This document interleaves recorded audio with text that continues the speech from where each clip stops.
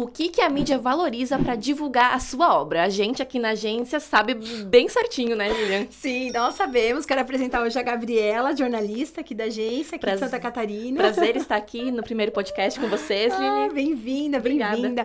A Gabi tem voz de radialista, né, Ah, gente? capaz. Ela já trabalhava em rádio, né, Isso, Gabi? eu só sou metida mesmo. Eu gostava da produção, mas a gente participava um pouquinho Mas também da locução. eu vi ela na rádio, ela fala bonita, então gostoso tá bom. de ouvir a voz dela. Muito obrigada. E essa ideia do podcast hoje é uma coisa que o Felipe até deu essa ideia pra gente, a gente construiu esse tema, né, Gabriela? Porque é uma coisa que vocês vivem o dia todo aqui na agência, né? Eu também, como assessora desde 2008, agora, é claro, como eu falo pra vocês, eu vou ali na redação, ali na agência, e eu quero fazer Dá uma motivação. e eu explico, e eu puxo a galera, não, você tem que abordar assim esse jornalista, esse veículo, porque é um desafio fazer follow-up, né? Eu digo que a gente é como se fosse um telemarketing, porque a gente liga pra caramba, a única coisa que a gente não fala gerúndio, né? Isso é proibido, né? Exatamente, nem cobra a conta de ninguém. Faz muita diferença. Faz muita diferença. Muita diferença. Boa. É um telemarketing do bem, né? A favor dos nossos exatamente. autores, das nossas editoras. A favor do mercado do livro, né? Exato, é um bom motivo, um ótimo motivo. Tu sabe, Gabriela, que eu vou te contar uma coisa. Aqui na agência, a gente tem três ferramentas que a gente tem para sistema e tal, e uma delas que é a principal, onde a gente registra todo o follow-up e manda o relatório para os clientes. O follow-up, gente, é esse ato de fazer a ligação e conversar com o que a gente chama, né, que a assessoria chama para falar com os jornalistas. E aí o dono dessa ferramenta, um dia eu tava falando com ele e tal, sobre como a gente poderia fazer para melhorar e tal, e deixar cada vez mais dentro do que a agência precisa. E ele falou, nossa, você é uma das agências que mais me cobra atualizações no sistema. Uhum. Porque tem todo um fluxo, né? Você fala com o jornalista num dia, depois você tem que ligar para mais outro, né? Me liga daqui 3 semanas. Aí tem que estar lá lembrete pra gente ligar daqui 3 semanas.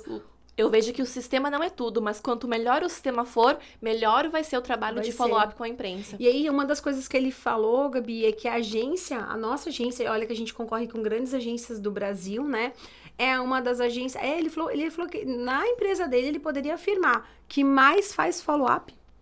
Eu fiquei super orgulhosa, sabe? Legal. Porque a gente sabe que muitas assessorias não fazem, mandam um livro por aí pra imprensa sem ligar, sem saber o endereço, sem confirmar. E eu fiquei feliz quando ele falou, nossa, Lilian, a tua agência é a agência que mais faz follow-up. Massa, uma informação muito importante, né? Porque a ligação é o que faz a diferença na hora do contato, né? De conexão com o jornalista.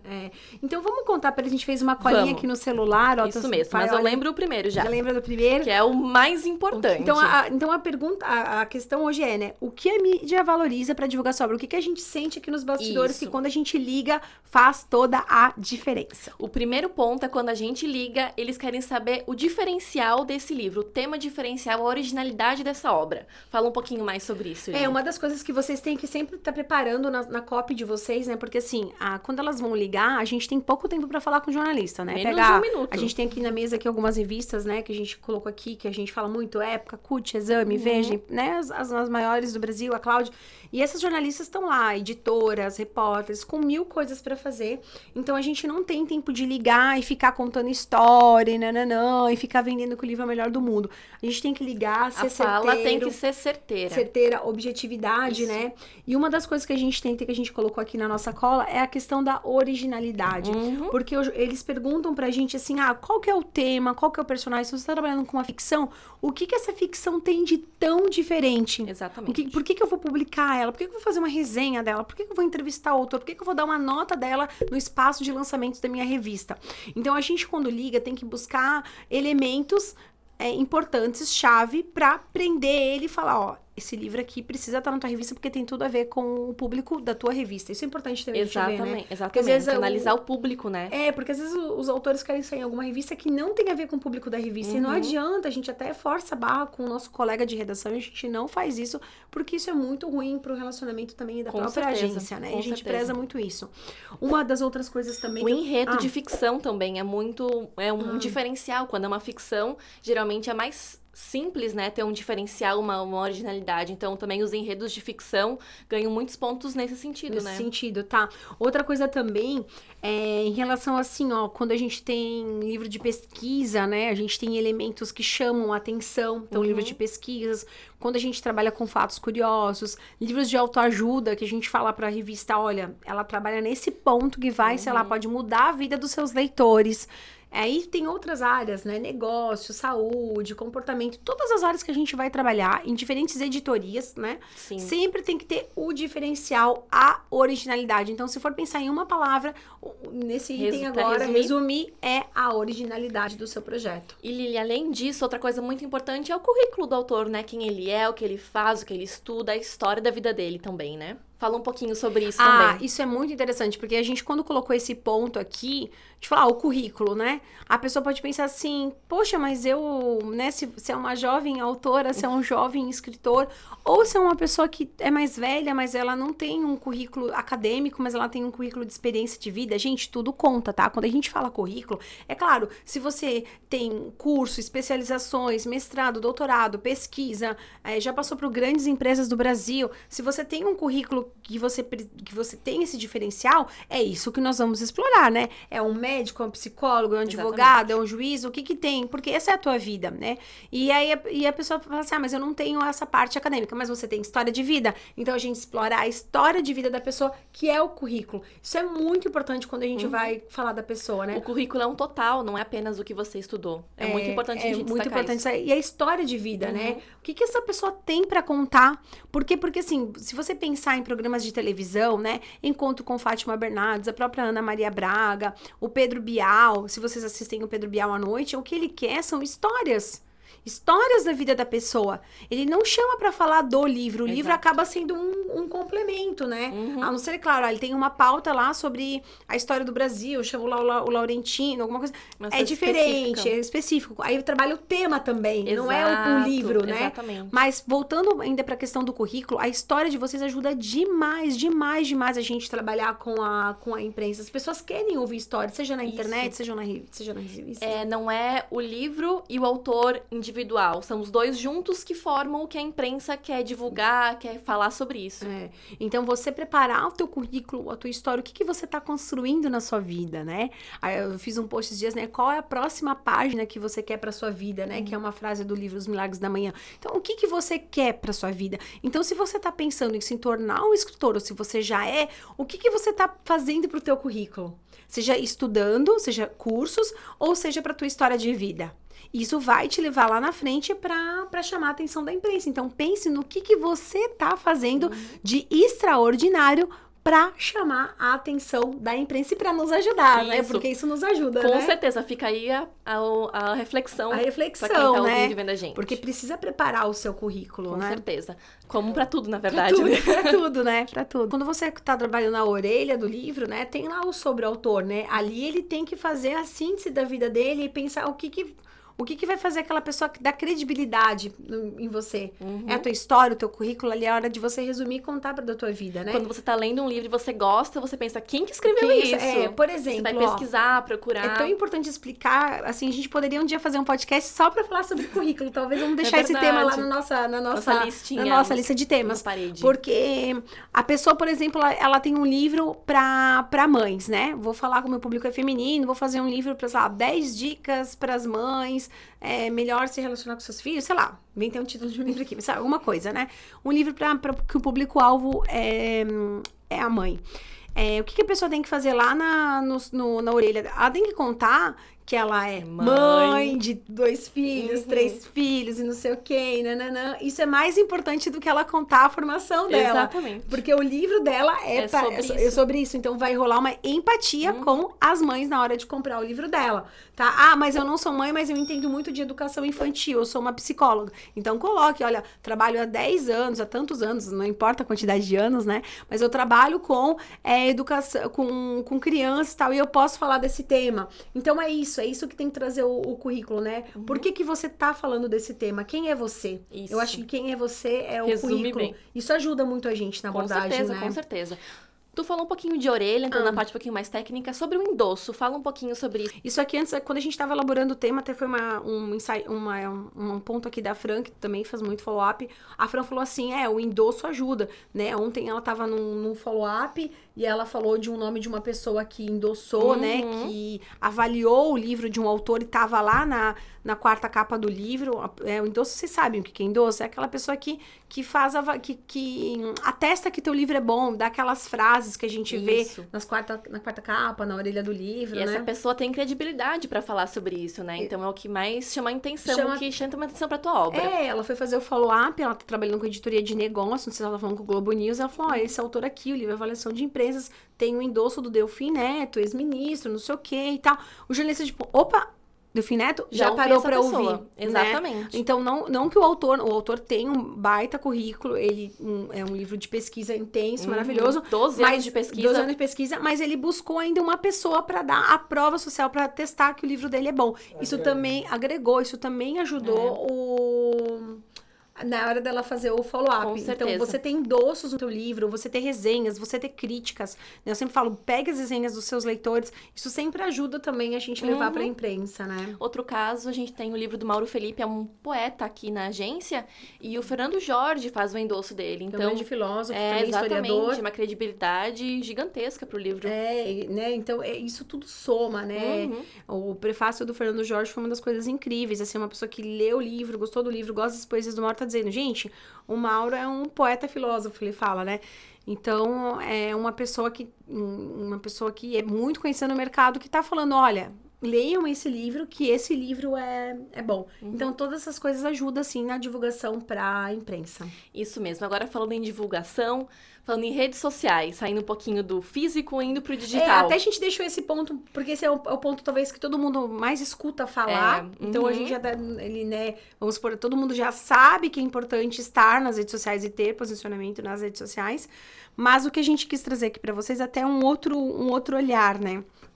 Porque, assim, não adianta a pessoa ter só a visibilidade, a popularidade, se ela não tiver também essa interação. Exatamente. Porque os jornalistas, eles são espertos, né? Eles não vão olham só desligar os números. o telefone, eles vão lá abrir tua rede social. Não adianta a gente falar assim, olha, esse autor tem X mil pessoas no Facebook ou no Instagram. Eles vão ver o engajamento.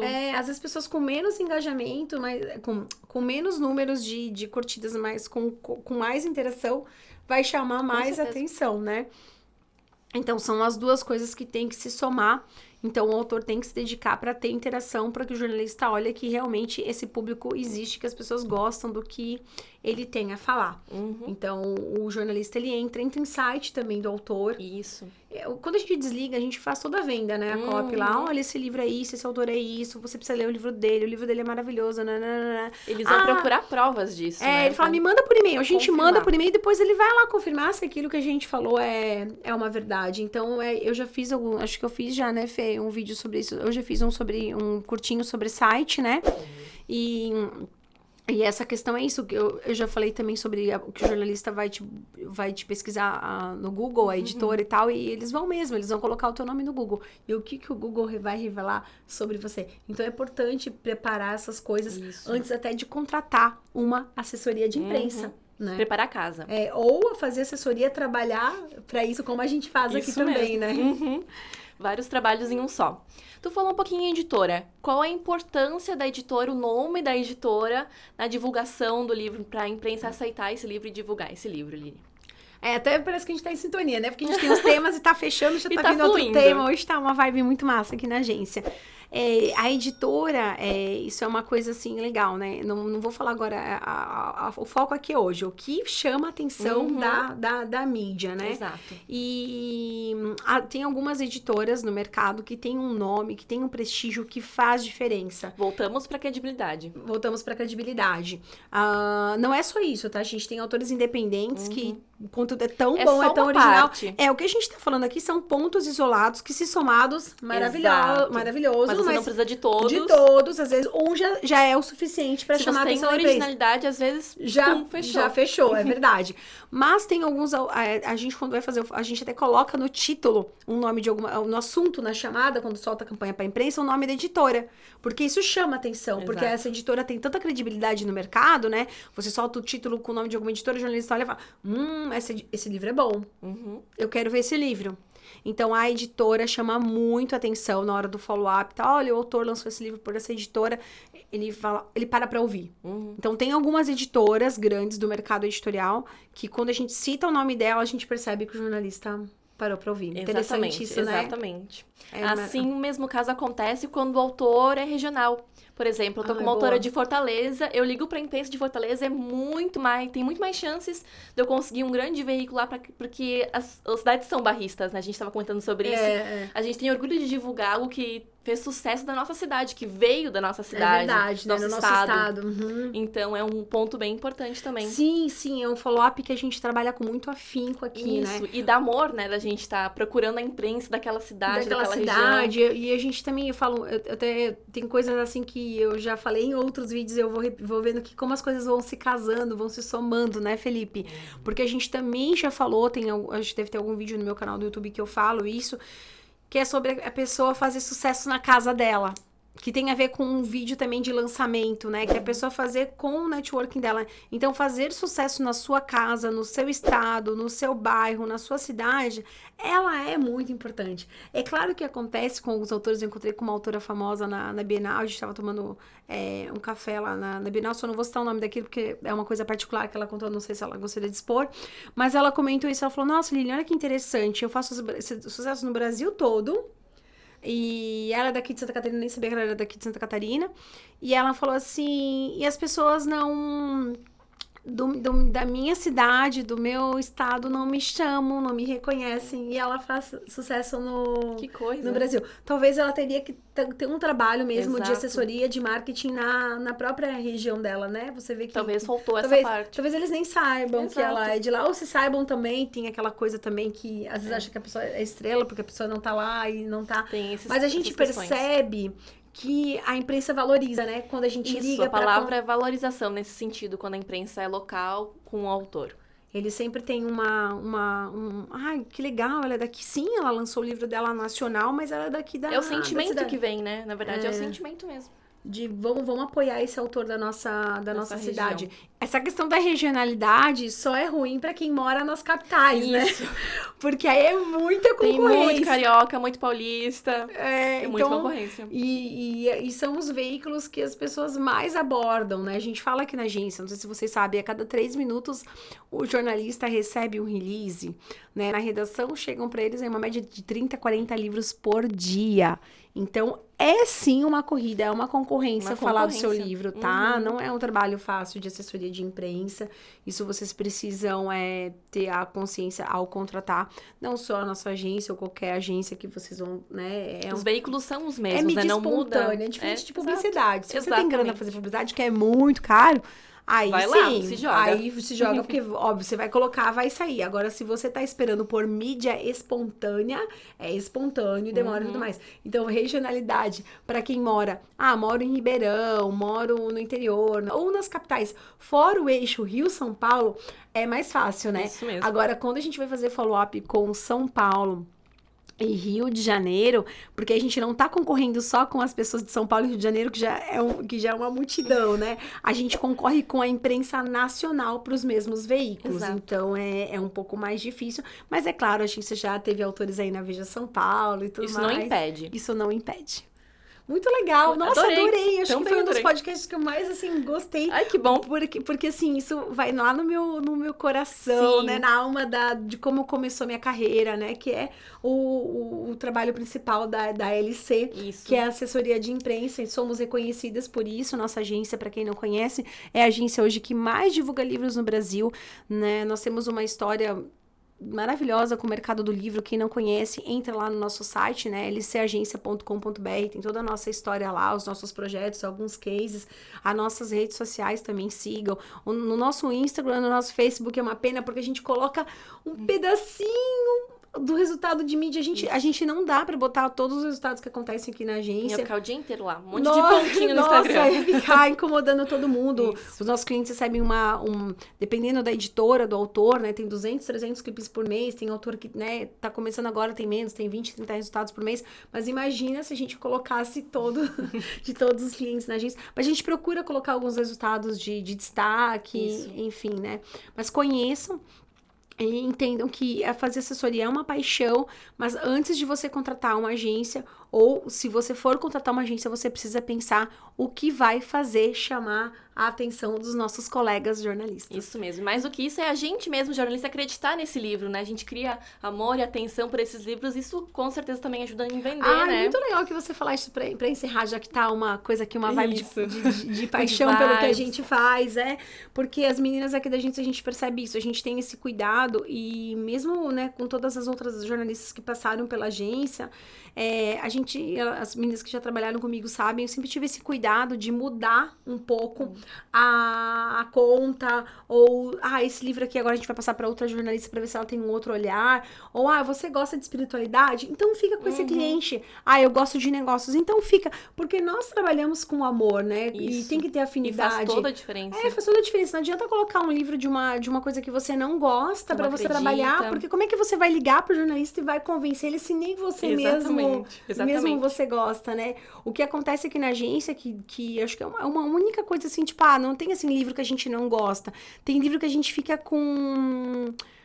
um pouco chateada, vamos dizer assim, quando o projeto vem mal feito, né? Isso. Quando a capa do livro não tá boa. A gente tava conversando antes de começar aqui o podcast, né, Felipe? Quando o conteúdo não tá legal, não é que a gente não gosta do produto, a gente fica falando, por que esse autor não chegou antes aqui, né? As meninas falam, o potencial é tanto, né? As meninas falam, por que ele não fez uma consultoria contigo antes, né, Lili? Mas é por isso que a gente tá fazendo esses vídeos, para ajudar os escritores do Brasil, para que vocês se preparem para lançar o livro de vocês. E tem tantas coisas, né, que fazem parte de um sucesso do livro, né? Eu falei ontem para uma escritora, olha só que legal, ela vai lançar o livro dela, não sei se agora vai ser novembro ou dezembro, e ela me contratou antes para eu poder opinar em relação à capa, ao projeto editorial. Ela fez a maratona e ela falou assim, poxa, Lília, você deu dicas tão legal, eu vou me sentir segura se você estiver participando do meu projeto antes de eu trazer ele para vocês divulgar. E aí eu falei para ela assim que eu quero acho que encerrar esse podcast com essa mensagem para vocês.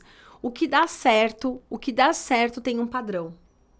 Os cases de sucesso da agência, a gente vê um padrão entre eles. Eles têm esses elementos que a gente acabou de abrir aqui para vocês. Ou tem originalidade, ou trabalhou a regionalidade, né? Ou trabalhou também a questão do currículo. Eles têm algumas coisas que eles seguem algum padrão. São vários padrões. Um deles ele segue. Os que não dão certo, não se encaixa com... Não entrou em nenhum deles. Então, busque algum padrão pro seu livro, que é o padrão de um marketing de best-seller. Ou ainda cria um novo padrão de sucesso. Cria um novo padrão de sucesso, mas que tenha um, né? Exato. Tem que ter um. Tá bom, gente? Obrigado, Gabi. Obrigada, prazer estar aqui. Agora, Gabi, bora trabalhar, que a gente tem reunião pra fazer. Mesmo. A gente tem um monte de follow-up pra fazer. Né? Já vamos no clima. Tem um monte de mídia pra conquistar aí pros nossos clientes também. Um beijo, até mais. Tchau, tchau. Um beijo, tchau, tchau.